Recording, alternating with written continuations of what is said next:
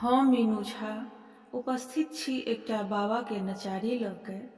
एहि नचारी के रचनाकार घनश्याम झा छथिन। धन्यवाद अपने के। जय मिथिला, जय मैथिली। कोन नगर जाकऽ बसी गेलहुँ भंगिया, जनम देलहुँ तऽ बाबा सुधि लेब कहिया। कोन नगर जाकऽ बसी गेलहुँ भंगिया, जनम देलहुँ तऽ बाबा सुधि लेब कहिया। कोन नगर जाकऽ जेहन पुत्र अहाँके कार्तिक गणेश यौ, संतति हमहु ओहन हरुन कलेश यौ। जेहन पुत्र अहाँके कार्तिक गणेश यौ, संतति हमहु ओहन हरुन कलेश यौ। आहान सुनबै दानी लेतै के खबरिया, जनम देलहुँ तऽ बाबा सुधि लेब कहिया। कोन नगर जाकऽ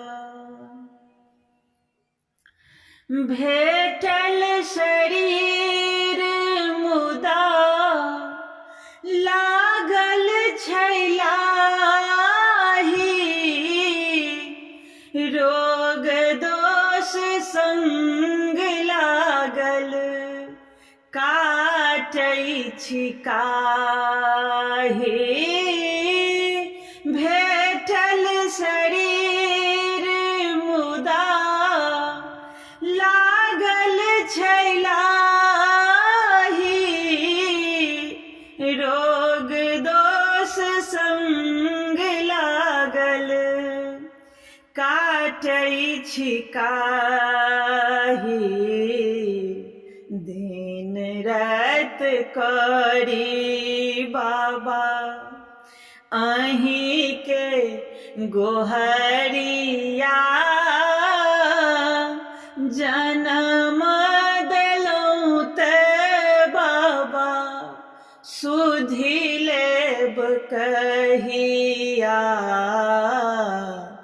कोन नगर जाकऽ सकल जगत के बाबा अहीं पालनहार यौ, करियौ उद्धार हमरो शरण में छी ठाढ़ यौ। सकल जगत के दानी अहीं पालनहार यौ, करियौ उद्धार हमरो शरण में छी ठाढ़ यौ। घनश्याम करे बाबा अहीं के अरजिया, जनम देलहुँ तऽ बाबा सुधि लेब कहिया।